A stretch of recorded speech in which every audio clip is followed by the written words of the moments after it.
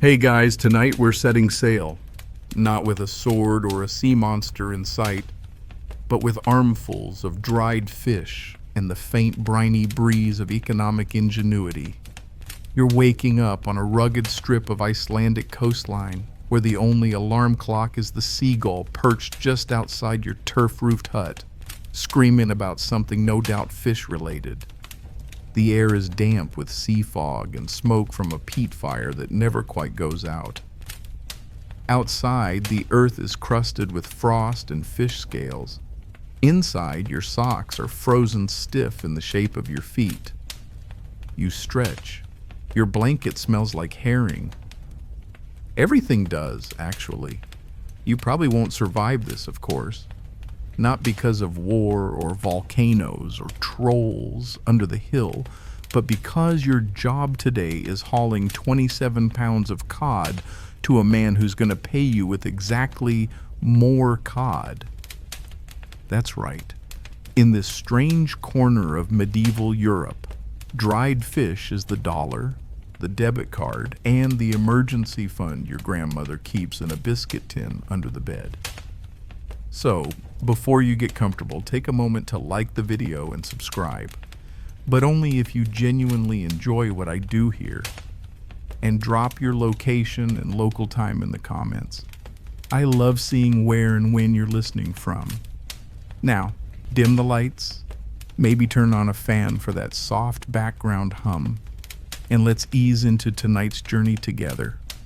You trudge across the crunchy morning earth, passing rows of wooden racks. Fish hang from everyone like odd-smelling laundry. Rows and rows of them, heads gone, spines curled in the wind like old parchment. You pass a boy scraping scales with a knife that's seen better days. He nods at you solemnly. No one is cheerful before fish handling. The racks creak in the breeze like skeletal wind chimes. You can't help but wonder, what kind of society looks at a dead fish and says, yes, this is as good as gold? But in Iceland, sometime between the 12th and 19th centuries, that's exactly what happened. Money as we know it, shiny, minted, stackable, was rare here. The terrain didn't allow for easy farming, precious metals weren't exactly spilling out of the volcanoes, and you couldn't just Venmo a friend for goat cheese. What Iceland did have was fish. Lots and lots of fish, especially cod. Big, flaky, protein-rich cod that, when dried properly, could last for years. It didn't rot easily. It stacked. It transported well. And best of all, foreigners wanted it. So dried cod, known as stockfish, became Iceland's de facto currency. People paid their rent with it, settled debts, gave it as dowries. And while historians still argue whether this made Iceland more self-sufficient or more dependent on outside trade, one thing's for sure, your wallet was probably a fishnet. The smell, of course, was part of daily life. Your pillow, slightly fishy. Your gloves, constantly crusted with salt. The priest's robe during Mass? Let's just say he didn't need incense. You shuffle down to the shore where a new shipment is arriving. The boat is old, its sail patched with wool and something that may have once been a curtain. Men are already hauling sacks of dried cod onto shore. You join them. It's heavy, yes, but it also crackles. Each fish has gone stiff with time and sea wind, more like a bony scroll than something once alive. They stack the fish into neat bundles, 10 pieces per stack, tied with twine. These are currency units. Imagine walking into a shop and pulling out a dried fish to buy a comb. That was normal. In fact, some places had a sort of fish-to-stuff conversion chart. One medium cod might get you a skein of yarn. 3 could buy half a cloak. A dozen? Well, now you're talking rent for a month, assuming the fish are good quality, because yes, there was fish inflation. Not all dried cod were created equal. Some were too brittle, some were too oily, Some had mysterious green flecks no one wanted to discuss. Merchants developed a grading system. First-rate stockfish were flat, unbroken, and smelled like mild despair. Anything less? Good luck getting full value. There's a local tale about a man who tried to pass off a rotten fish as rent payment. The landlord sniffed it once, sneezed twice, and threw it at the man's head. Thus began the 3-week cod dispute of Skagastrand. No one remembers who won. They do remember the smell. You finish helping unload the boat. The final sack is stamped with the symbol of the bishopric. That's the church's cut. Fish tithes were a thing. You gave 1/10 of your income, cod included, to the church. It was stored, then used for trade or redistributed during lean times. Some monasteries became fish-rich. Others became fish-bored. And through all this, you start to realize that while the rest of Europe was minting coins with kings' faces and Latin phrases, Icelanders were inspecting fish for tears in the skin, firmness of the tail, and overall odor profile. Bankers wore oilskins. Shopkeepers had scales, not the weighing kind, but actual fish scales stuck to their fingers. Still, it worked. For centuries. No gold rush, no counterfeiting scandals, just salt, wind, and an enormous drying rack economy. A strange, stinky miracle. You pick your way through the damp stones of the shoreline, arms loaded with fish bundles, and head toward the open fish yard. This is where your day really begins. It's called a yalur, a wide wooden frame raised slightly off the ground like scaffolding for ghosts. Long planks of timber stretch out in every direction, and from each one hangs a cod, split open and dried in the sea breeze. To the untrained eye, it looks like a macabre art installation. To you, it's both workplace and wallet. Your hands are already dry and cracked from yesterday's work, and today won't be any kinder. Gutting, salting, stacking. It's monotonous, damp, and deeply aromatic labor, but necessary. Because before a cod becomes money, it must go through quite the transformation. First, you split it down the back, clean it thoroughly, and hang it with the spine facing the wind. No spices, no cooking, just time, salt air, and patience. You've learned to listen to the fish as it dries. A properly aged cod makes a faint snapping sound if you twist it gently. Too soon, and it bends like a wet mitten. Too late, and it crumbles. There's a perfect moment, a golden hour of fish firmness. Across the drying racks, an older man hums a tune you've heard since you were 5. It's the cod song, a real one, passed from fish handler to fish handler for generations. The melody is lilting, strange, half lullaby, half weather forecast. Nobody quite remembers when it started. Some say it's Viking. Others claim it was made up by a particularly bored tax collector. Historians still argue whether songs like this served to standardize drying methods or just helped workers keep their sanity. Once dried, the fish is sorted by quality. The top-grade cods, broad, unbroken, without wormholes, are tied in bundles and sent off to the church or the local chieftain, or stashed in someone's fish bank. Lower quality ones get sold at market or used as emergency firewood on particularly cold nights. You don't talk about that. Burning money, even if it's a smelly, brittle rectangle of it, feels vaguely heretical. You drop your bundle at the sorting table and glance toward the far side of the yard, where 2 boys are arguing. One insists his fish is worth more because it came from the western fjord, where the salt bites better.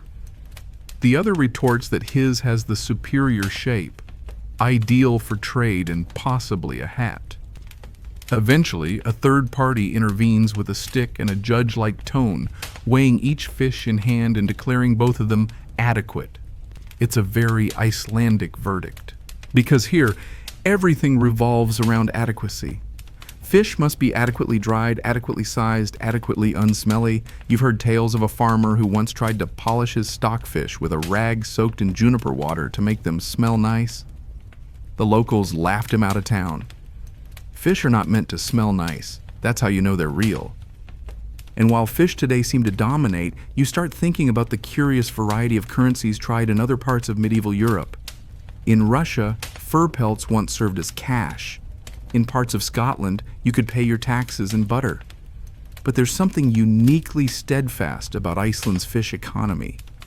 You're not just exchanging food, you're enshrining an entire system of labor, trade, and trust.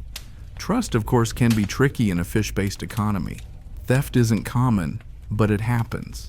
And not in the way you'd think. No one steals a whole rack of fish. Too obvious. Instead, people might sneak in at night and replace good fish with brittle ones. It's like counterfeiting, but with sea creatures. The next morning, a merchant might reach for what he thinks is a pristine cod, only to find it's limp, damp, and smells of mildew. It's financial fraud by way of fish swap. You catch yourself smiling at the absurdity of it all. You could live your entire life surrounded by this. Gutting, hanging, grading, and exchanging dried fish, and never think twice. It's just the way things work. But every now and then, like now, standing under the pale northern sky with salt on your lips and cod juice on your sleeves, you remember how strange it is. This is a place where people talk about fish the way modern bankers talk about interest rates. A good catch uplifts a village. A bad season brings economic drought. And when someone dies, part of their estate includes bundles of fish stored under the floorboards or hidden in a waterproof barrel behind the house. And yes, they were buried with fish sometimes, a kind of funeral bonus. After all, what if you need to bribe a particularly seafood-loving spirit in the afterlife? A woman walks by you, arms full of fish sticks. Not the fried kind, but long wooden poles with drying cod pegged to them like laundry. She nods toward the sun, now lifting slightly over the ridge. Perfect weather for curing, she says. You nod back, silently agreeing. Dry air, soft wind, mild cold. It's nature's economic machine humming gently along. You shake out your sore fingers and look at your progress. Neatly arranged rows, taut string lines, and hundreds of little fishy futures slowly solidifying in the air. They are money, yes, but also memory, a frozen ledger of Iceland's survival strategy. You pick up your gutting knife again. The blade is duller than you'd like, but it's honest work. And besides, someone's got to make tomorrow's paycheck. You crouch beside the sorting table, brushing a few loose scales off your tunic, as the afternoon sun tries, and mostly fails, to warm the damp air. All around you, bundles of fish are being tied, tagged, and counted with the kind of seriousness you'd expect from a medieval mint. Only this mint smells like kelp and regret. A tall man in a fur-lined cap approaches, carrying a leather ledger and a piece of charcoal.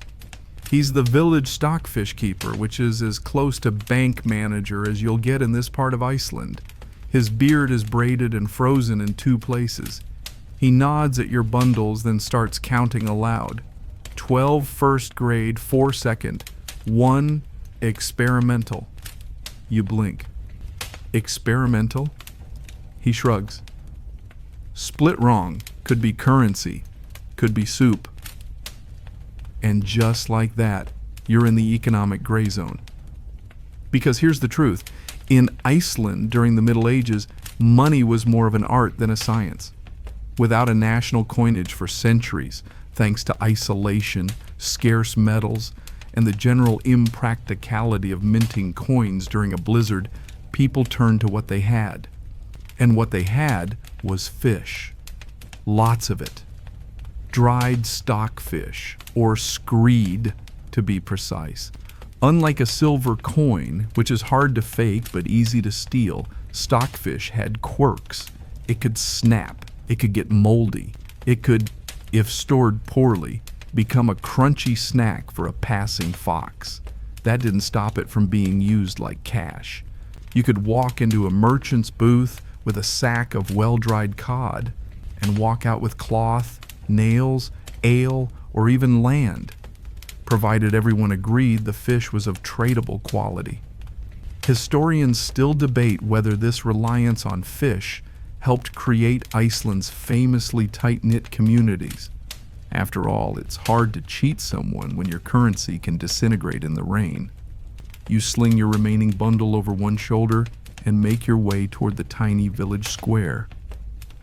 At the edge of it, a small stall is selling hand-carved wooden spoons. The merchant sees you and waves. "I take cod?" she says brightly. Of course she does. You kneel and carefully unwrap your bundle, pulling out two long, pale, perfectly firm fish. She inspects them like a jeweler evaluating diamonds, checking color, stiffness, even running a finger down the spine to test for hidden rot. Finally, she nods and hands you a spoon.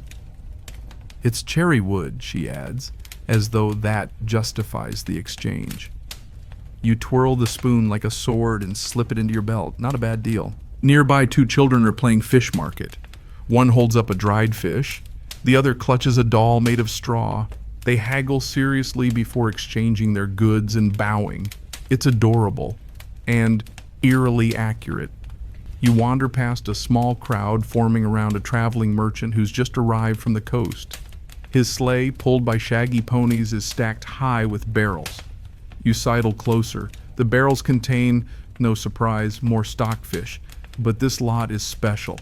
It's been soaked in seawater and re-dried for extra firmness, a new technique he claims will revolutionize long-distance trade. A few elders scoff. "Too brittle," one mutters. "Breaks when it gets cold." The merchant insists otherwise. It's an economic debate in real time. In truth, this was one of the great challenges of using fish as money: durability. While a silver coin can survive centuries underground, a fish can't survive a curious dog. To make up for this, some households stored their best fish indoors, in high rafters, wrapped in cloth like sacred scrolls. Others buried it in sealed containers, early versions of safes. And more than a few enterprising villagers varnished their best cod with linseed oil. It added an extra layer of preservation and a flavor no one liked. The merchant begins distributing samples. You're handed a piece to inspect. It's hard as stone and smells slightly of apples. You nod politely. In your mind, it's either genius or madness. In the center of the square, a blackboard, a blackened slab of driftwood, lists current exchange rates. 1 first-grade stockfish equals 3 small candles, or half a sack of oats. 2 equals a carved comb. 7 equals a pair of hand-knit socks. The value fluctuates with the weather, the harvest, and whether anyone nearby has recently overfished. It's a living economy based entirely on something that swims and smells and occasionally slaps you in the face when you're unloading it. One elderly woman sits beside the board, a small knife in her lap, casually slicing thin curls of dried fish from a personal stash. She's not selling it, she's eating it, which raises the great philosophical question that loomed over Iceland for centuries. Is it food or is it money? And why not both? Stockfish wasn't just tradable, it was edible, high in protein, incredibly shelf-stable, and surprisingly chew-resistant. It was the emergency ration of choice. Some people sucked on it like candy. Others soaked it in milk until it stopped resembling driftwood and still others, bless them, tried to make stew. The results were textured. So yes, you could spend your paycheck, or you could boil it. It just depended on how hungry you were. A boy next to you offers a theory. If you eat your fish money, it's like paying yourself. You nod. That's either wisdom or a terrible investment strategy. The sun dips lower, smoke rises from nearby chimneys. The merchant packs up his barrels. You head back toward the drying racks, spoon in hand, stomach growling faintly. Maybe one fish goes toward savings, the other, dinner. You wake early the next morning to the sharp scent of salt and wood smoke, which at this point is indistinguishable from the scent of your own clothes. It's cold, that bone-deep, toe-nipping Icelandic cold that makes you question every life choice leading up to this moment, specifically the one where you agreed to carry 6 bundles of cod to the cobbler. Your boots are falling apart. Again. The toes have curled upward, the stitching frayed, and one sole now flaps like a fish's gill with every step. Time to barter. Not with coins. Not with credit. With cod. You bundle up, hoist the fish over your back, and trudge through the icy path into town. On your way, you pass the neighbor's sheep standing on the roof of a turf house. Because of course it is. You nod. The sheep does not nod back. At the cobbler's workshop, the door sticks. You shoulder it open and step inside, sending a puff of peat smoke and cold air swirling through the cramped space. The cobbler, a heavy-set man with eyebrows like dried moss, glances up from a half-finished boot. "You're here about the boots," he says, before you've even spoken. "I heard them before I saw you." You drop the bundle of cod with a satisfying thunk on his workbench. "Top grade," you say. "Dried 3 weeks on the western racks, salted by Yngvi's method." He raises one brow and inspects a fillet like a jeweler examining a flawed gem. After a moment, he nods once. "This gets you boots," he says, "but not the fancy ones with the wool lining." You sigh. "What if I add a half stack of split tail ends?" He squints at you. "That'll get you one lined boot." You both stare at each other, then laugh, because this is fishflation at its finest. You finally settle the deal with 2 full bundles and 1 experimental half stack, the same one the stockfish keeper called soup material. The cobbler agrees reluctantly. You leave with your new boots, sturdy, itchy, and slightly damp.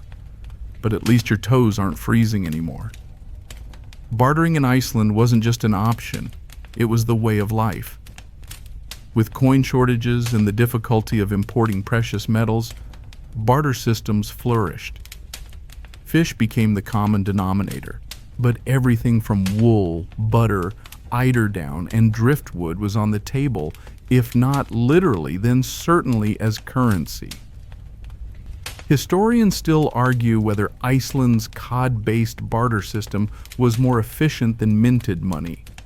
On one hand, everyone understood the value of fish. It was visible, familiar, and edible.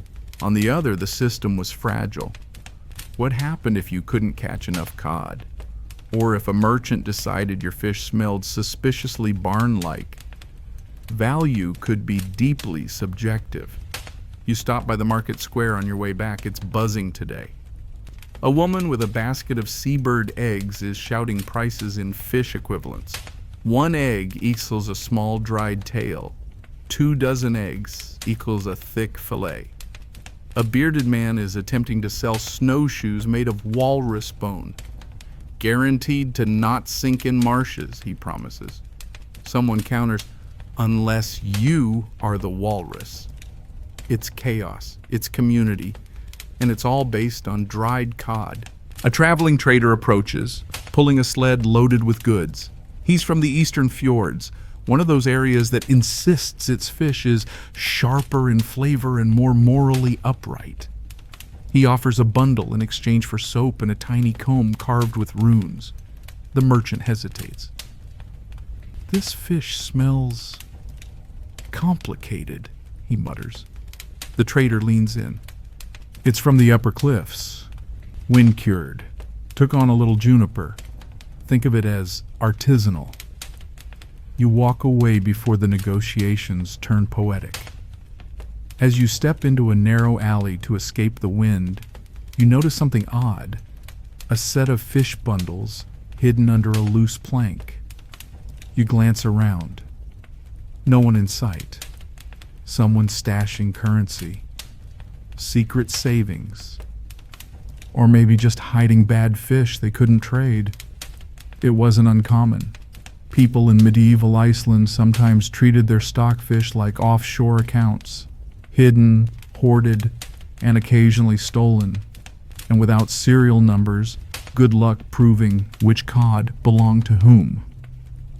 One story goes that a merchant named Ketil buried 50 fish beneath his goat pen for safekeeping. Unfortunately, the goats found them first. He spent the rest of winter trying to trade chewed fish ends for firewood. It didn't go well, and yet, despite its fragility, the cod economy endured. Because it was democratic.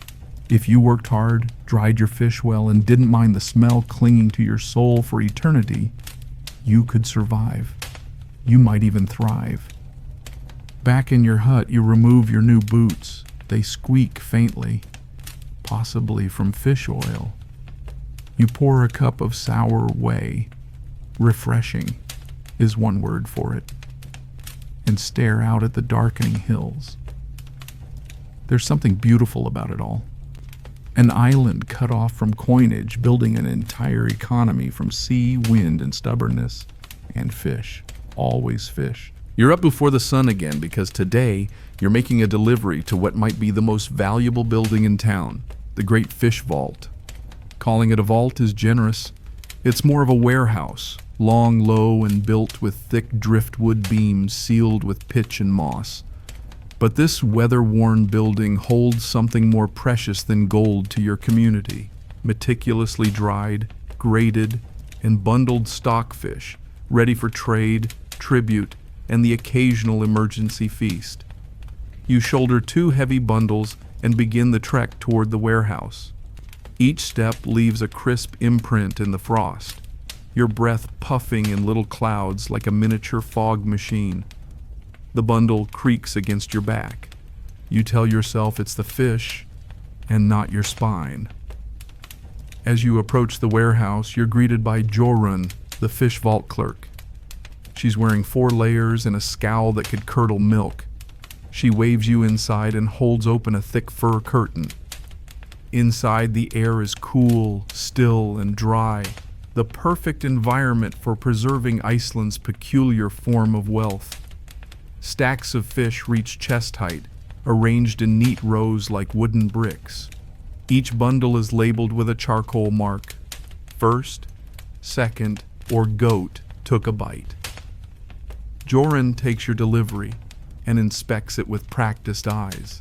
She weighs 1 fish on her palm, sniffs another, and checks for signs of improper drying, softness, mold, or, worst of all, bugs.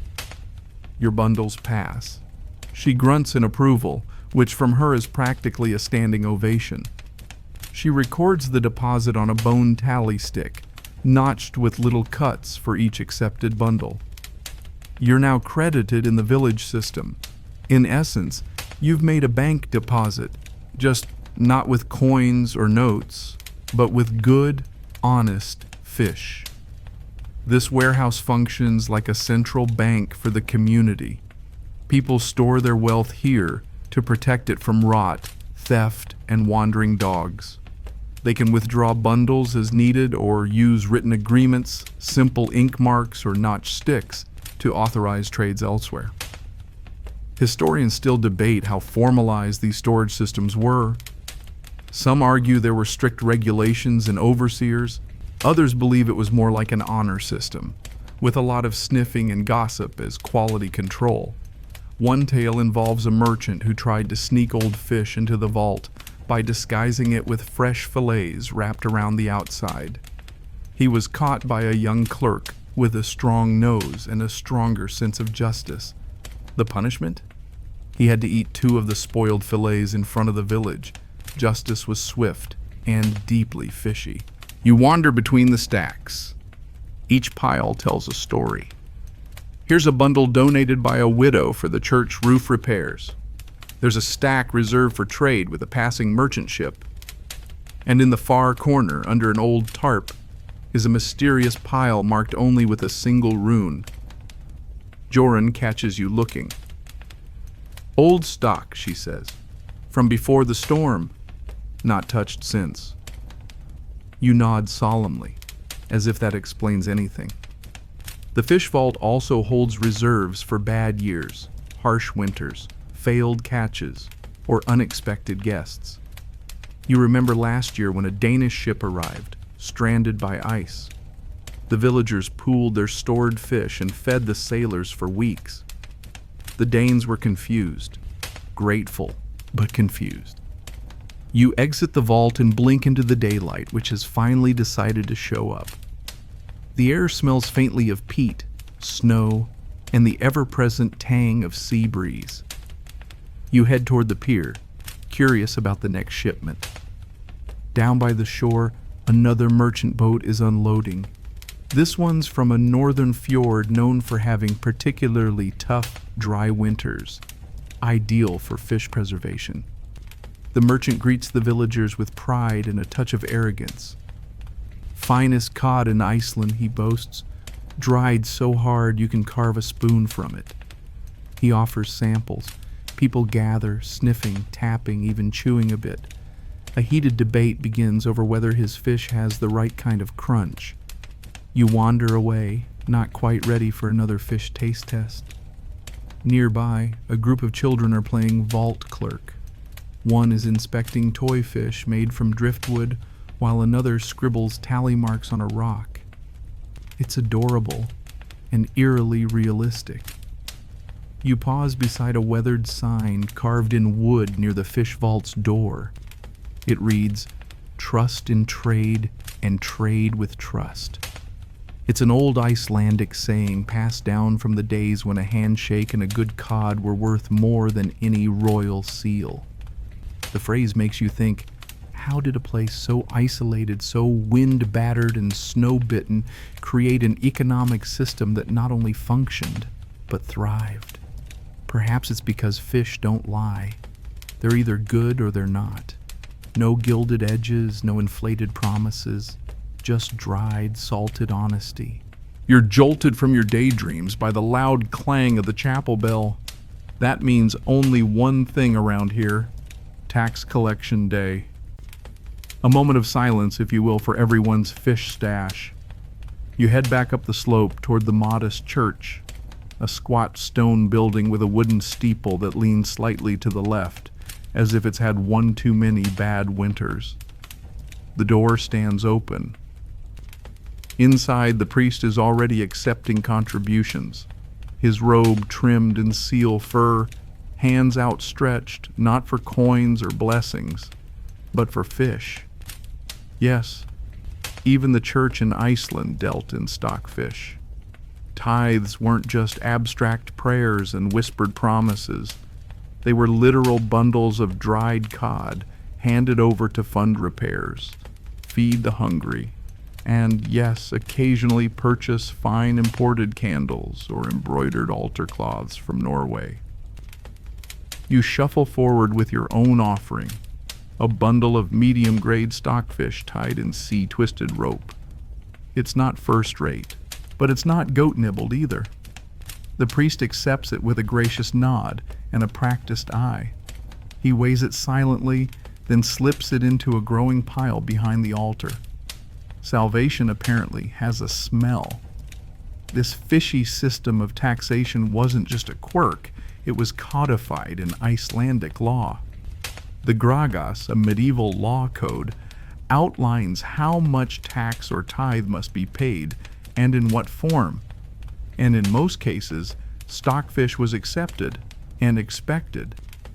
This meant that even holy men became fish accountants, carefully recording contributions, inspecting fillets for fungus, and making sure no one tried to sneak in a herring and hope nobody noticed.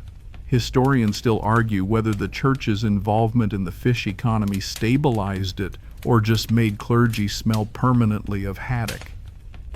There's even a legendary bishop who supposedly banned subpar fish from church storage, claiming, "The Lord might forgive, but my nose will not." After your offering, you stay for a brief sermon. The priest's voice is soft, measured, almost hypnotic.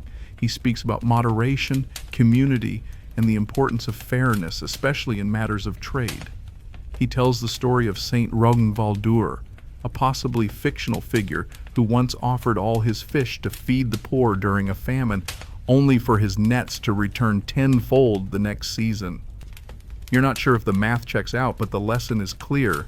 Generosity is good business. Afterward, you linger outside, watching as other villagers shuffle up the slope with their own offerings. Some bring single fish, thin, long ones that still glisten faintly. Others bring large bundles with pride. One man wheels up an entire cart, claiming it's last year's tithe, slightly delayed. The priest does not look impressed. You walk with a few others down the hill toward the communal fire pit, where several elderly villagers are already seated, warming their hands and swapping tales. You sit down, boots steaming slightly, and listen in. One old man, with a beard that's seen more winters than most houses, begins telling the story of the cod that saved Christmas. It involves a particularly stormy December, a shipment of ruined goods, and a single perfectly dried fish found behind someone's oven. According to legend, it was traded up and up until the entire village was feasting again. The story's probably false. But like all good tales, it's told often enough to feel true. The fire crackles. The wind sighs through the grasses. And for a moment you feel the quiet rhythm of this economy, this life where trade isn't abstract or anonymous. It's warm hands, tired backs, fish racks creaking in the wind, and the occasional holy man with a nose like a sommelier. You think about how other places, far to the south, were experimenting with minted coins, royal seals, and ever-complicated ledgers. Here, it remained simple. You worked, you dried, you traded. You paid what you owed, and if your fish was good, people remembered. And if it wasn't, well, there's a story about that too.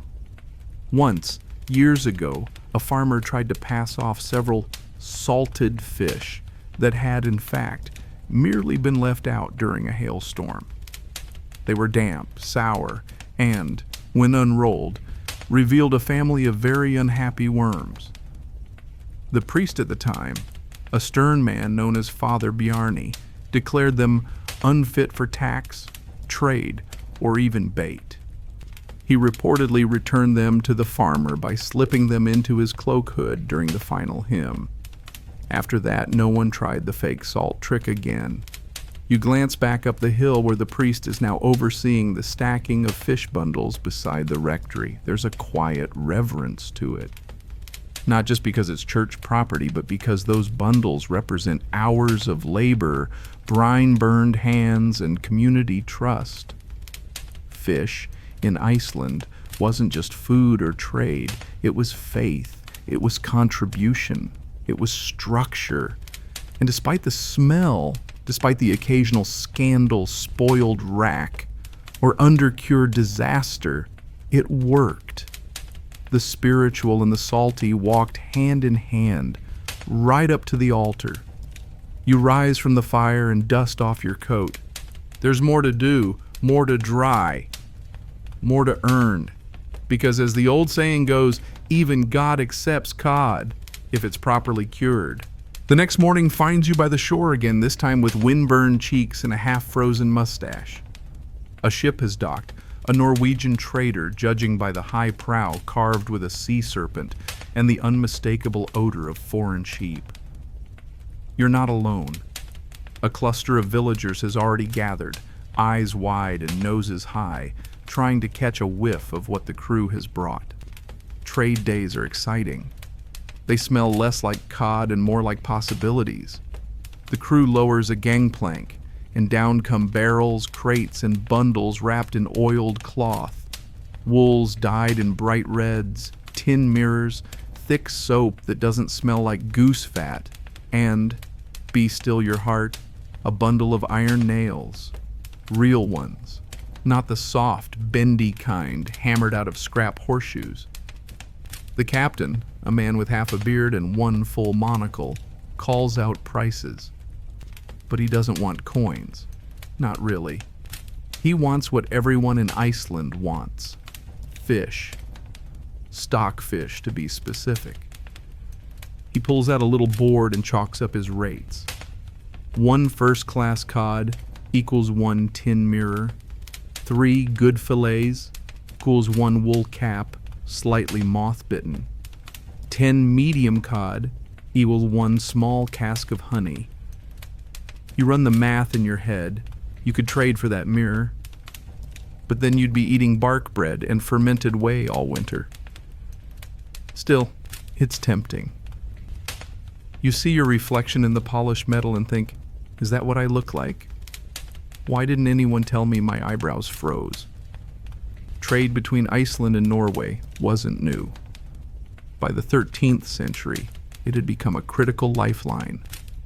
Iceland's harsh climate made it difficult to grow enough grain or produce certain tools, so they exchanged what they had in abundance: durable, protein-packed, endlessly useful fish. In return, Norwegians brought iron, flour, timber, and things you didn't even know you needed until you saw them. Like that mysterious fruit the captain claims is called an apple. You try to imagine eating something that didn't once live in the sea. It feels suspicious. The transaction process begins. One by one, villagers step forward with their fish bundles, which the captain inspects with great ceremony. He taps, sniffs, even flexes them slightly like an old man testing a loaf of bread. One woman offers him 2 perfect stockfish for a bolt of green cloth. He accepts, smiles, and throws in a wooden button for charm. Another man tries to pass off a few split tails. The captain snorts and hands him a spoon. Decorative, he says flatly. You step forward and offer 4 fish, clean, firm, and with that desirable pale yellow hue that comes from perfect drying. The captain arches a brow. He holds one up to the sun, nods, and gestures toward a small pot of what appears to be soap. Soap and a comb, he says, as if you've won the lottery. You accept both with all the dignity you can muster, and it does feel like a win. You've smelled like old netting for 3 weeks. A proper wash might make you feel like a whole new person, or at least one who doesn't repel small birds. Watching the crowd, you begin to notice something else. The value of fish isn't just in its condition, but in its story. One man claims his cod was dried on the cliffs of Husavik, where the sea gods bless every breeze. Another swears his fillet was never touched by human hands until now, which is worrying. Yet both make their trades successfully. Historians still argue whether these barter interactions were strictly economic or deeply social performances. After all, no coins meant every trade was a negotiation. And negotiations in Iceland weren't just about the goods, but the relationships behind them. A shared joke, a compliment on your drying method, or an exaggerated tale about how you fished the cod out of a whirlpool. All these could sweeten the deal. You step back from the crowd and breathe in the mingled scents of wood smoke, salted cod, foreign spices, and a touch of sea-worn wool. It's a strange harmony, but a harmony nonetheless.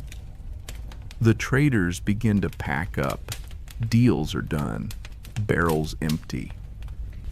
A child runs past holding an iron pot lid like a shield, shouting that he's now a knight of the cod court. You nod approvingly. That's the spirit. You watch the ship pull away, sails full and hull lighter, and you can't help but feel that same pull in your chest. There's a rhythm to these exchanges, a give and take shaped by tides and trust. It's not always fair. It's rarely easy, but it works. As the wind picks up again, you wrap your new comb in a bit of cloth and tuck the soap carefully inside your tunic. They're not just goods. They're proof that your fish has value beyond this island. That something cured in your backyard can, in the right moment, become a candle, a hammer, or even a sliver of honey. And tomorrow, when the next ship comes, or doesn't, you'll be ready, bundles tied, nose sharp, and drying rack full. Because in Iceland, your savings account isn't in a vault. It's blowing in the wind, hardening with time, and waiting for the next stranger to find it worth something. Today, you've been assigned a very specific task, one that requires precision, honesty, and a nose strong enough to detect the difference between ocean-aged and mildly suspicious. You're assisting the fish debt auditor. Yes, that's a real job. He arrives in the village wrapped in a heavy wool cloak, with a stick of charcoal, a ledger made from stitched-together calfskin, and the expression of someone who smelled far too many questionable cod. His name is John, and he's what people around here call the tally man. He's not popular, but he is necessary. In Iceland's barter economy, keeping track of who owed what, and in how many fillets, was an ongoing challenge. There were no banks to automate transactions, no minted coins to simplify debt, just dried fish and human memory. So, communities often appointed someone to go door to door, inspecting stockpiles and tallying who had fulfilled their obligations and who was behind. You follow Jean through the muddy village paths, ledger tucked under one arm, boots squelching. Your job is to carry the rejected fish back to the communal pile. Because yes, some people try to pay off debts with fish that have seen better days. First stop, the cooper's hut. He owes 7 cod for the timber he borrowed last spring. He meets you both at the door with a wide smile and a bundle tied in seagrass rope. "These are my best," he says. Jan raises an eyebrow and unties the bundle.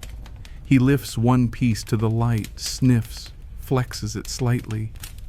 The fish bends more than it should. "Too soft," Jan mutters, still wet inside. The cooper flushes. It's the humidity.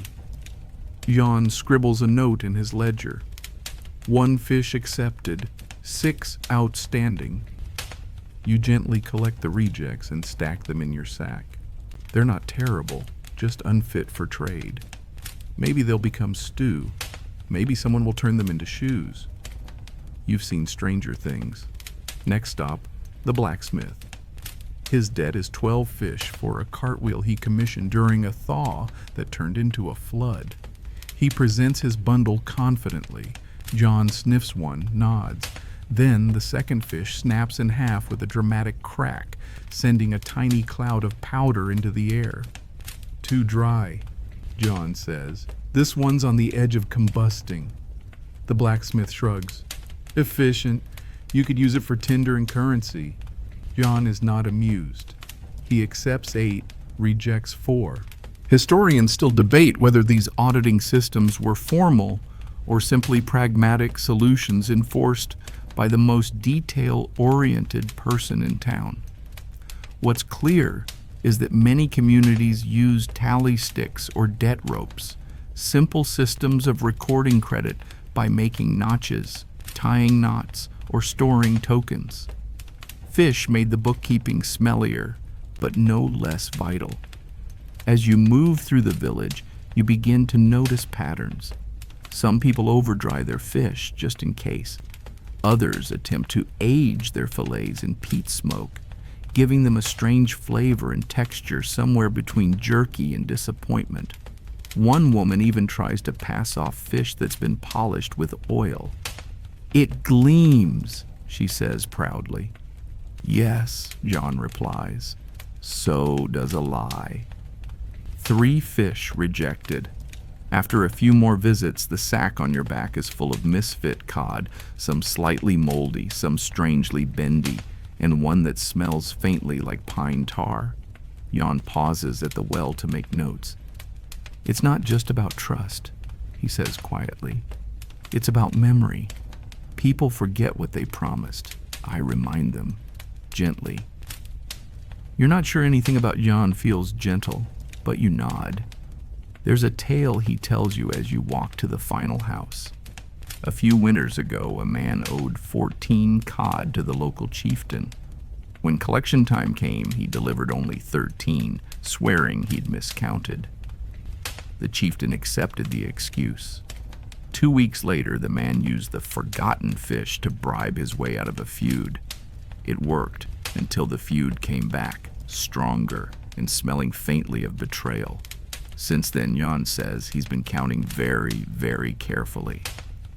The final house belongs to an elderly widow. She's late on her obligations, but not by much. She greets John warmly, offers him tea. He declines, and brings out a small, neatly tied bundle of fish. Jan inspects each one slowly. They're not perfect, but they're honest. He accepts the full bundle and offers her a quiet smile. "Paid in full," he says. She beams. Not everyone cheats. Not everyone schemes. Sometimes a cod is just a cod. As the sun lowers over the hills, John closes his ledger. You follow him back to the communal house where the debts will be updated on the village record. Simple marks carved into a long wooden beam that stretches above the hearth. Each notch represents trust, a trade made, a promise kept, a fish that did its job. You help stack the rejected cod in a separate pile. Tomorrow, someone will sort it again, maybe salvage a few, maybe repurpose the rest. In this system, even the worst fish have a place. As the fire crackles and Jan drinks a cup of bitter ale, you feel oddly satisfied. Not because the work is glorious, it isn't, but because it matters. Someone keeps track. Someone checks the weight, the quality, the truth. And in a land where money dries in the wind and reputations are salted like meat, that kind of work is priceless. It's well before dawn when you're roused by a sharp knock on your door. You fumble into your coat, curse the cold with your inside voice, and open it to find Oscar, grinning, wind-chapped, and looking entirely too awake for this hour. "You up for something profitable?" he whispers, holding up a bundled cloak that's obviously concealing something long and fish-shaped. You sigh. Oscar is many things: a decent fisherman, an indecent storyteller, and most importantly today, a known smuggler of salted goods. You already know what he's planning: sneaking fish through the fjord toll without paying tax. You sigh again, deeper this time, but put on your boots. In this part of Iceland, certain mountain passes and fjord routes were controlled by toll keepers, local lords or church officials who claimed a fish tithe from every traveling merchant. Officially, the fee was minor. Unofficially, it could feel like daylight robbery, if daylight existed this time of year. So instead of handing over 1/10 of his stock to a toll booth monk with cold hands and no sense of humor, Oscar wants to slip his bundles through the long way, over a narrow ridge trail that's been closed since the goat incident. You don't ask. You load up your sled with carefully wrapped bundles of dried cod, packed in layers of old hay and sheep wool to disguise the smell. Even well-dried stockfish has a distinct scent, oceanic, chalky, and vaguely like someone tried to make jerky from seawater. It clings. You trudge behind Oscar, up a thin mountain path barely wide enough for 2 boots. The wind whistles like a bored ghost. Snow swirls around your feet in a way that makes you wish you had 2 more layers and 0 regrets. Behind you, the fjord toll-keeper's hut glows faintly in the distance. You imagine him snoring by the fire, dreaming of unpaid taxes and perfectly symmetrical fish. Oscar suddenly crouches low. "Shh," he hisses. You both duck behind a boulder as a pair of late-night travelers pass below, dragging a sled full of turnips. You suppress a laugh. The turnips are decoys, probably hiding someone else's forbidden fish beneath them. It seems you're not the only one up to a little economic mischief tonight. Historians still argue whether these toll systems helped stabilize trade or simply encouraged a culture of quiet defiance. Either way, smuggling wasn't rare. It was just another line in the barter playbook. You finally reach the summit of the ridge trail just as the sun tries to rise, fails, and settles for a dull gray smear on the horizon. Oscar lets out a breath and points downhill. "There," he says. "My cousin's cottage. She'll trade for barley. No questions asked." You descend the trail carefully, every step a gamble on whether you'll slide into a snowbank or not. At the bottom, a low, turf-roofed house waits, smoke curling from its chimney like an exhale of relief. Inside, the cousin, Aileen, greets you both with raised eyebrows and steaming cups of milk warmed with juniper. She doesn't ask where the fish came from. She doesn't need to. The fact that you arrived without passing the toll-keeper's road is answer enough. You help unload the bundles. Aileen inspects them quickly, professionally, and then gestures toward a sack of barley and a small pot of seal fat. "Fair trade," she says. You nod. No haggling. You're both too tired and too cold to play games. This is Iceland's economy at its most honest and most sneaky, because even when circumventing tolls and rules, there's still an unspoken standard. Good fish gets good things. Bad fish gets bad looks. Oscar and Aileen embrace, and you're offered a bed of furs by the fire. You rest there, letting the heat soak into your bones, smelling faintly of toasted grain and dried cod. In a strange way, you're part of a system that works not because it's enforced, but because everyone understands the rules, even when they bend them. Tomorrow you'll head back the long way. Maybe you'll get caught. Maybe you won't. But tonight, you've made a trade, shared a drink, and kept your dignity and your best fish intact. As you close your eyes, Oscar mumbles from across the room, "You ever think it's funny that we smuggle money like it's contraband?" You chuckle. In a land where wealth smells like low tide and rustles like a stack of dried parchment, of course it is. But that's Iceland for you. The next day, you return to the village just in time for the most pungent gathering of the season, the fish brokers' meeting. It takes place in the long hall, a wide, timbered structure normally reserved for communal feasts, heated debates, and the occasional sheep wrangling incident.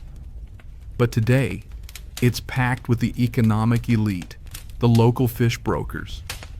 They arrive in style, not in gilded carriages or fine silks. This isn't Paris. No, they arrive wrapped in layers of fur and fish-scented authority, each trailing a scent trail strong enough to deter wolves. Their boots crunch on the frosty floorboards. Their ledgers are thick. Their expressions are as sharp as a freshly dried cod spine. These are the middlemen of the fish economy. They don't catch it, dry it, or even salt it, but they know its value like the back of their wind-chapped hands. They assess, appraise, and arrange trades across towns, fjords, and even countries. You take a spot along the wall, pretending to be interested in a splinter while you eavesdrop. A short, round man named Sturla clears his throat. "Bundle prices have slipped," he declares.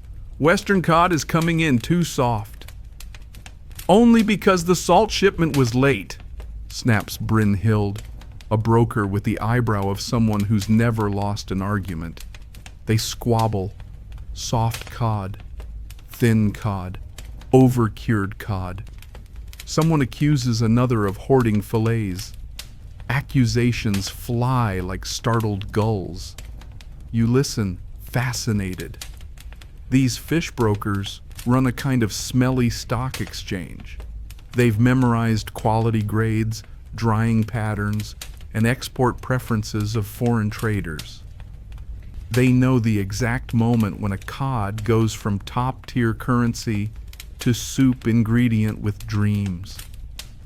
One of them slams a wrapped bundle onto the table and unwraps it with theatrical flair. "This," he says, "this is the standard." Everyone leans in. It's magnificent, pale, stiff, with a subtle salt shimmer. You can almost hear angelic chanting. Someone mutters reverently, "3 barrels of oats, easy." Historians still argue whether these brokers helped standardize the code economy or inflated it beyond reason. But one thing's certain, their influence was immense. A single broker could raise or lower the perceived value of a whole village's stock with just a few words and a dramatic sniff. You wander past the tables as they debate. One broker is sketching fish diagrams in the ash on the table. Another is arguing that fish dried on east-facing racks age with better wind grain, whatever that means. A third is writing notes with a feather quill soaked in squid ink, probably for flair. These brokers, for all their dramatics, serve a vital function. They connect isolated communities. They maintain quality standards. They ensure that when a foreign merchant arrives looking for fish, they don't leave muttering that it smelled too thoughtful. One older broker, Gudni, waves you over. You approach cautiously. He smells like success and fermented shark. "Young one," he rasps. "What do you look for in a good cod?" You freeze. "Firm spine?" you offer. He nods once, solemnly. "Correct. And?" "Dry texture. No curl at the tail. Slight salt bloom." A pause, then a smile. "You'll do fine," he says, and slides you a crumb of hard cheese as a reward. It's a strange moment of acceptance in a world where approval is often measured in sniffs and shrugs. You pocket the cheese. Nearby, a broker describes his latest triumph, bartering 30 perfect fillets for a set of iron nails, 2 bolts of red wool, and a ceramic mug with a drawing of a smiling whale. The mug was, he insists, a bonus. Another claims to have brokered a trade involving fish, soap, and a live goose with a surprisingly good attitude. You try not to laugh. In Iceland's fish economy, deals are part business, part folklore. Stories get attached to trades. A bundle that survived a landslide becomes more valuable. A fish dried during an eclipse gets a reputation for luck. A fillet that once stopped a fight becomes legend. The meeting wraps as the sun slips low. Agreements are made, ledgers updated, fish swapped, sniffed, and spoken for. Outside, the brokers gather their cloaks and step into the wind. One adjusts a fur hat shaped vaguely like a squid. Another lights a pipe and mutters something about tail rot. You follow them out, head spinning from the sheer number of words spoken about a single species of fish. And yet, it all makes sense. They're not just buying and selling. They're sustaining a system that somehow works in a world without coins, contracts, or digital anything. They're the glue between racks and ships, between coastlines and kitchens. They're the reason your fish has value beyond the dinner table. As you walk home, the smell of dried cod clings to your coat, your hands, your soul. But you smile. Because in Iceland, being a little fishy isn't a problem, it's a profession. You awake to shouting in the village square, not angry shouting, but that excited, frantic kind that means something has gone very right. Or very, very wrong. You pull on your boots, still squeaky, and step outside into the crisp morning air. And then you smell it. The unmistakable odor of disaster. Spoiled fish. You follow the noise to the fish warehouse, the very same vault you helped fill not long ago. A crowd has gathered. Joran, the no-nonsense clerk, stands in the doorway with her hands on her hips and a look that could curdle yogurt. Behind her, a stack of cod is visibly slumping. That's not a metaphor. The fish has collapsed in on itself, too soft, too slick. Several bundles are oozing gently into a puddle of failure. Someone gasps, "That was the spring tithe." Someone else groans, "There goes next month's flour." You edge closer and get the full picture. A whole quarter of the village's best dried stockfish, ruined. Not by theft, not by rats, but by moisture. The worst kind of enemy in a fish-based economy. Apparently, a seam in the roof gave way during last week's storm, letting in just enough water to turn prime-grade fillets into limp planks of regret. The mold has set in. The salt wasn't enough. It's a full-blown fish bank collapse. You step carefully around the puddle and take a closer look. The bundles were packed too tightly. No airflow, no rotation. A rookie mistake. Or maybe just bad luck. In this system, even the weather has financial consequences. Villagers begin to argue. Who's responsible? Who checked the rafters? Why didn't anyone notice the damp? Joran insists she performed all the inspections. Someone mentions a fish curse, which gets a few nervous glances. One man tries to salvage a fillet by wringing it out like a dishcloth. It makes a sad squelch and collapses in his hands. You sigh. Historians still debate the frequency and impact of stockfish spoilage in pre-modern Iceland, but what's clear is that fish-based economies lived and died on preservation. A few days of bad weather, poor curing technique, or lazy storage could destroy months of work and entire village reserves. And unlike coins, you can't just melt down a rotten cod and make a new one. Someone calls a meeting. The entire long hall fills within the hour. The tone is grim. Debates rage. Should the remaining stock be redistributed? Can anything be traded for emergency grain? Was this sabotage? You quietly sit near the back, chewing on the one good piece of hard fish you brought as a snack. A local merchant stands and offers to trade some of his own backup stock to make up the loss. At a price, of course. He wants 3 bundles returned for every 2 he lends. The crowd groans. "He's inflating," someone hisses. But what choice is there? You watch the vote play out. It's not democratic in the formal sense. There's no paper, no raised hands. It's done with murmurs, nods, the tilt of a head. Within minutes, a decision is reached.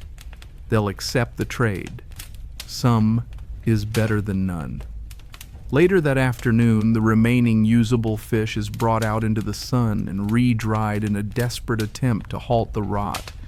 You join the effort, hanging fillets on new racks, hoping the breeze and sun will be kind. The smell is not encouraging. As you work, an old man beside you mutters about the fish famine of '96. You don't ask which century. He explains how one year, a mold spread so fast that whole villages had to barter eiderdown and sheep dung just to get through winter. Someone tried using pebbles as stand-in currency. It did not catch on. Despite the setback, the village rallies. Extra racks are built. A neighbor offers his barn as backup storage. People start sharing bundles. forgiving debts temporarily, even offering favors in place of fish. It's chaotic, yes, but weirdly beautiful. The community survives not because of rigid rules, but because everyone understands the fragility of what they share. By nightfall, you're back at home, hands sore, nose permanently offended, but strangely optimistic. This collapse, the worst you've seen, didn't lead to riots or ruin. It led to adaptation. People adjusted, new trades were born, debts were reshaped. And somewhere in the back of your mind, a quiet voice suggests that maybe this is the true currency. Resilience, fish rots, roofs leak, but the will to trade, to share, to rebuild, that's harder to spoil. You look at the single fillet hanging by your window to dry and smile. Still smells right. The sun rises late the next morning, but not as late as the news. Stockfish has just been banned in the next village over. You hear it from a traveling shepherd who stopped in for a cup of skyr and a gossip exchange. He swears on his best sheep that Hjalvik, just 2 valleys away, has forbidden the use of dried cod as trade currency. You blink. What do they trade with now? He shrugs. Moss, I think, or barley beads. They're trying new things. You sit with that for a moment. Moss? Beads? It sounds like madness. But then again, if your fish vault just collapsed, if too many bundles spoiled, or if too many people tried to trade a wormy tail for a loaf of bread, maybe moss starts to seem reasonable. Fish-based economies were always at the mercy of their own rot rate. Too much moisture, and your wealth crumbles. Too much overuse, and value becomes diluted. So, periodically, some communities hit the big red button. Fish moratorium. You lace your boots and head down to the village square where the other early risers are already talking. No one quite knows why Hjalvik banned stockfish. Some say they're experimenting with coinage, others whisper something about a cursed fish that predicted someone's death. That last part seems less economic and more theatrical, but you don't entirely discount it. This kind of shift sends ripples through the valley. If Hjalvik no longer accepts cod as payment, what happens to the traders who depend on that route? What about the merchant who just stocked a sled full of fish for their winter fare? You find him pacing next to his sled, mumbling numbers and chewing his beard. This changes everything, he mutters. I was going to swap 12 bundles for a new wagon wheel and a case of wax. Now they want, get this, dried birch bark. What am I, a squirrel? Historians still argue whether these local bans were effective market corrections or just panicked experiments in fiscal policy. But there's no doubt that each time it happened, the people involved had to get creative. And creativity, you're discovering, is both a survival skill and a bargaining chip. Later in the day, a meeting is held under the wide canopy near the drying racks. Someone has scrawled a message in charcoal on driftwood. In cod we trust, unless it rots. It gets a few tired laughs. The question on everyone's mind is, should we be worried? Some say no. Let Hjalvik play with moss, grunts one elder. They'll come crawling back when winter hits and their beads freeze together. Others aren't so sure. If they stop trading for fish and their neighbors follow suit, what are we left with? Buttons? One woman raises the idea of alternative trade goods. We could use eider feathers, she suggests. They're warm, light, non-smelly. The fish brokers naturally bristle at the idea. Their entire identity and wardrobe is built around fish evaluation. One of them mumbles something about feather-based fraud and sulks for the rest of the meeting. You keep quiet and listen, heart thudding a little harder than you'd like. Could the fish economy really collapse? Could the cod coin become obsolete? You remember that weirdly firm fish hanging by your window. It felt like a safe bet just yesterday. Later you see some villagers experimenting. One is trying to bake a currency loaf, dense bread stamped with runes. Another is carving tiny trade tokens from antler tips. A third is collecting smooth pebbles and muttering about early monetary symbolism. It's not going well.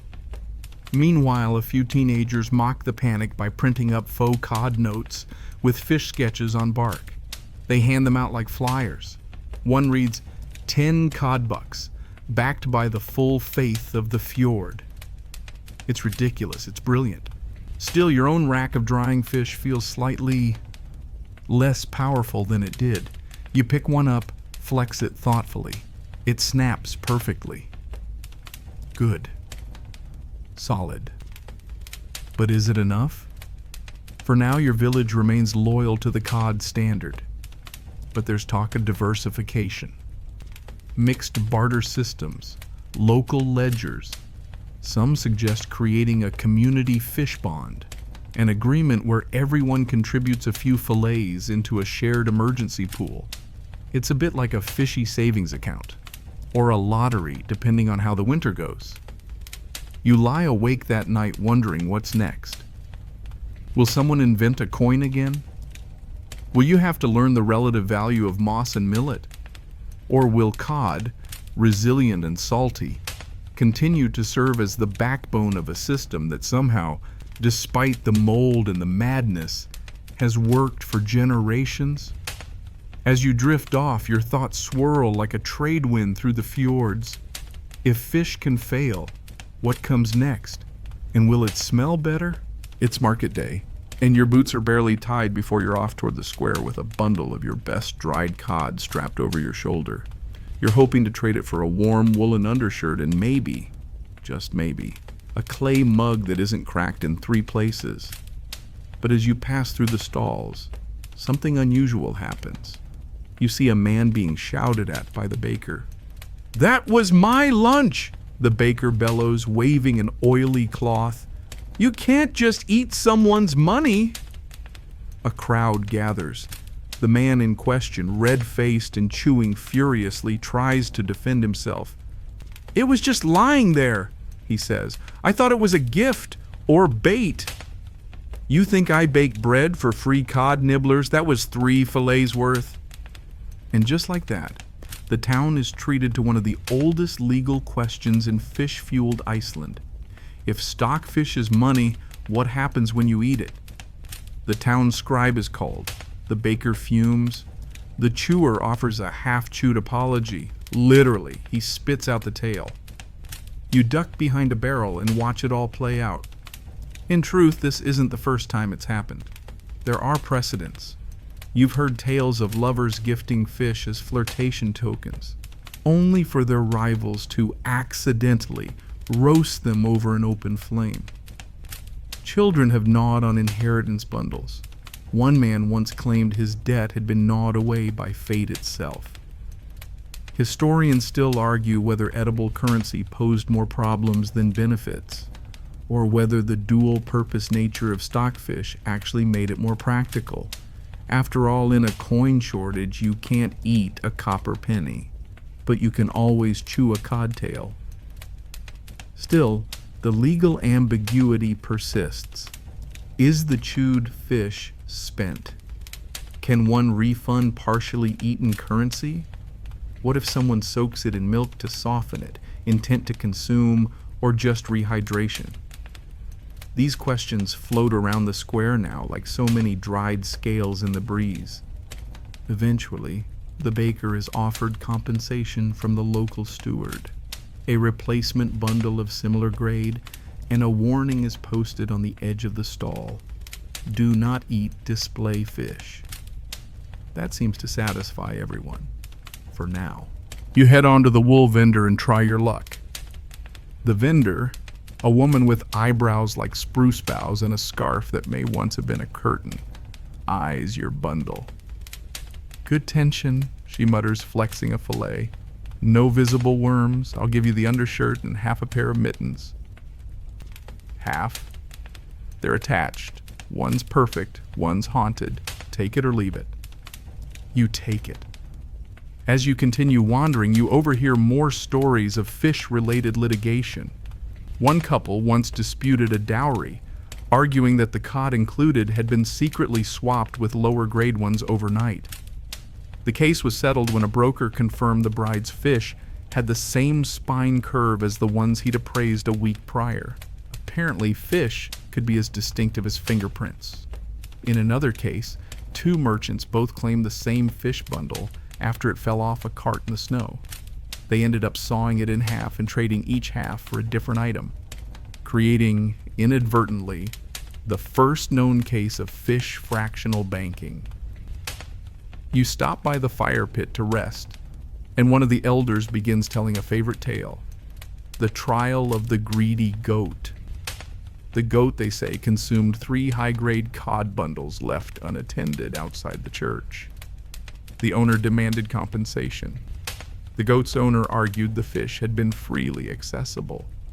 The court ruled that the goat must wear a sign that said, "I am a currency thief," for 1 full week. They carved the sign into driftwood. The goat wore it with surprising dignity. It's moments like these that make you appreciate how deeply fish is woven into the law, the culture, the jokes. A financial system based on something you can eat, hide, steal, worship, or accidentally ferment. It's a miracle it functions at all. And yet, it does. Because everyone agrees on the basics. A firm spine, no rot, fair drying. If someone eats your paycheck, replace it or risk being shunned. If you cheat, the brokers will whisper, and soon no one will trade with you. It's less about rules and more about shared understanding, backed not by signatures, but by shared noses and gossip. You finally make it home with your new undershirt and your half-haunted mitten. You hang the rest of your fish up to dry again, just in case. One fillet, curled slightly at the tail, almost looks smug. You pat it gently. Don't get any ideas. Because in a world where lunch and legal tender are sometimes the same thing, it's best to keep a close eye on your assets, especially if they're chewy. Evening settles over the village in a blanket of mist, the kind that blurs the edges of everything. Rooftops, sheep, and reason. You're sitting by the fire with a group of neighbors when someone entirely unprompted leans in and whispers, "Have you heard about the cursed fish?" You blink. "Which one?" They grin.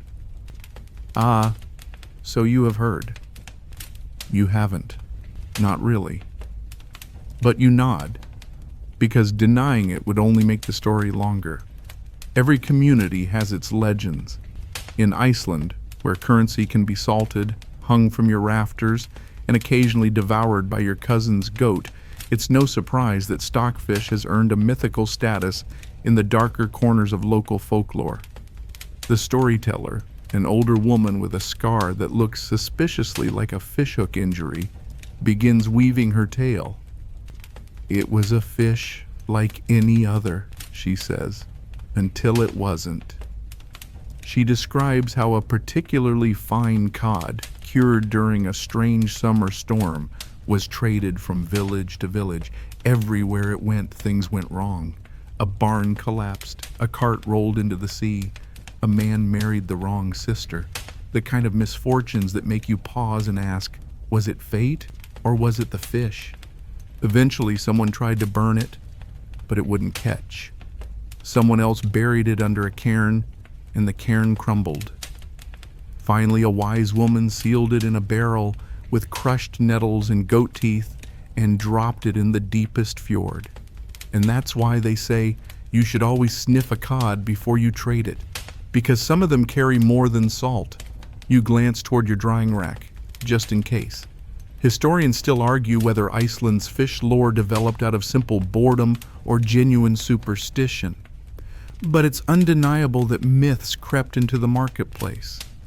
There are records of certain bundles being marked, not with rot, but with symbols to ward off bad luck. Cod dried under eclipses were sometimes buried instead of eaten.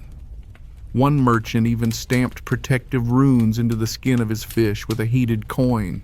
It didn't improve the taste, but it did raise the price. Your neighbor chimes in with his own tale. I heard of a fish that echoed. Everyone stares. He nods gravely.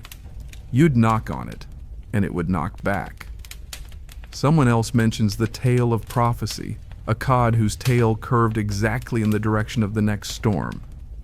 And then there's the ever-popular bridefish, a dried fillet that fell from a ceiling beam into the lap of a young woman on her wedding day. The marriage lasted 1 day, the fish lasted 5 years. You all sit in silence for a moment, letting the absurdity of it settle like ash on your tongues. It's easy to dismiss these stories as nonsense. Fish is just fish, right? But then again, when your economy revolves around something so vulnerable to nature, something that crackles in your hand one moment and crumbles the next, it's not surprising that people project a little mystery onto it. You've seen how villagers avoid fish bundles that feel wrong. You've watched someone refuse payment because a cod had a jealous curve. One broker insists she can read fortunes in the drying cracks of a fillet, like tea leaves. And then there are the fish that disappear. No, really, whole bundles go missing, even from locked storerooms. Explanations range from theft to raccoons to supernatural accounting errors. But in every case, someone mutters, well, that's what happens when you don't bless your rack. You try not to think about the unblessed rack behind your house. Still, there's something comforting about the superstitions. They give texture to the monotony, color to the gray. When the currency clinks and smells, it might as well whisper too. Back in the longhouse, someone pulls out a worn fiddle and plays a slow tune known as The Lament of the Lost Fillet. No one sings. They just listen. It's haunting and oddly beautiful. As you leave to head home, someone calls after you. Watch your bundles tonight. It's a moonless one. You wave dismissively, but still take a moment to pat your fish with reassurance when you get home. Inside, the room smells like ash and linen and a faint, comforting hint of salt. You glance once more at the rack in the corner. Just a few fillets, nothing special. But one, well, it does have a strange bend. You stare at it a little too long, then blow out the candle. It's probably just your imagination. Probably. The thaw comes slowly this year. Snow melts in the corners first, beneath the stone steps, along the chicken paths, near the sun-warm side of the old fish vault. The air still bites, but it bites less often. The ground softens beneath your boots. The thatch begins to sag under the weight of its own sogginess. And with every drip, drip, drip from the eaves, something else becomes clear.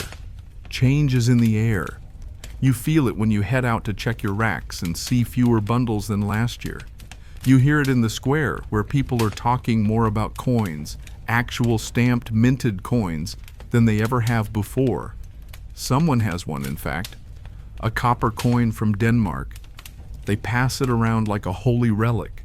Everyone holds it for a moment, then hands it off like it's hot to the touch. It's light, cold. Has a picture of a king no one's met and probably wouldn't recognize if he walked in wearing a tunic made of cabbage. But still, a coin. Shiny, durable, smell-free. A few younger villagers look impressed. You? You're skeptical. Can't eat a coin, you mutter, mostly to yourself. Still, you can feel the shift. More foreign traders now ask for mixed payments, half in fish, half in metal.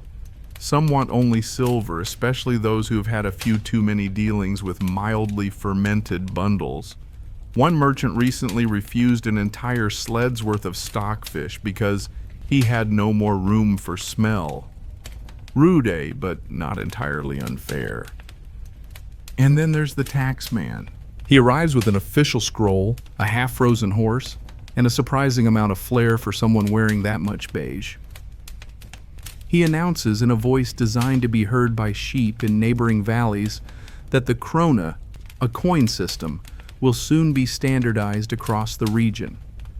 fish, he declares, may remain in use locally, but for broader trade, state transactions, and any payment involving law or land, coinage is preferred. Preferred. The most sinister of administrative words. Historians still argue whether Iceland's transition to minted currency was smooth or chaotic, but the oral stories, the slow disappearance of the racks, and the rise of coin chatter and village gossip all point to one thing: the cod economy was fading. You walk home in a daze. What will happen to your bundles? Will they be worthless in a year? Will the fish brokers trade their sniffing skills for coin counting? Will your best drying rack, lovingly maintained for a decade, become a coat hanger? You stop at your neighbor's place. She's still stringing up cod, humming the same old song, fingers stiff from the cold but working with precision. You ask her if she's heard the news. She nods. "Let the king have his coins," she says. "We still need to eat." That night, a few villagers gather around the communal fire. There's talk of what comes next. Some fear losing their autonomy. Coins bring taxes, measurements, rules. Some are excited. No more guesswork. No more sniff tests in the rain. A few just shrug. "As long as it's fair trade," one says. "I don't care if it's fish or frogs." You go home with a strange ache in your chest. At your rack, you run your fingers over the fillets. Some crackle softly, perfectly dried. Some are curled. Some are almost too beautiful to eat. Weathered, pale, precisely shaped. You think of everything they've paid for: boots, bread, candles, rent, that one haunted mitten. And more than that, they've been your savings, your insurance, your measure of worth. You let out a breath. Change is coming. But for tonight, your fish is still money, still solid, still yours. You settle into your cot, wrapped in wool that smells faintly of wood smoke and salt. Outside, the wind has gone quiet for once, content to rattle someone else's shutters. Your body aches in all the usual places: shoulders, knees, the spot where a drying rack once fell on you. But there's a gentleness to the ache tonight. Familiar, earned. The candle flickers low. You close your eyes. You drift back through the memories of all that fish, lifted, dried, carried, traded. All the times you stood in line with a bundle in hand and a hope in your chest. The quiet dignity of handing over something you made, cured by time and wind, and receiving what you needed in return. Not riches, not power, just warmth, a roof, a story to tell by the fire. And those stories linger in the creak of rafters, the whisper of canvas, the crackle of a fillet that's been perfectly dried. You imagine a world beyond this one, where spirits trade jokes in cod, and goats wear signs that read "Fish Eater," and cursed bundles float down river until someone brave or foolish picks them up again. And somewhere, in the soft dark between dreams, your fish is still hanging, still drying, still waiting to be more than just a meal. The past, you realize, doesn't disappear. It just gets salted, then hung in the wind, and left to speak for itself. Sleep now. The fish will keep.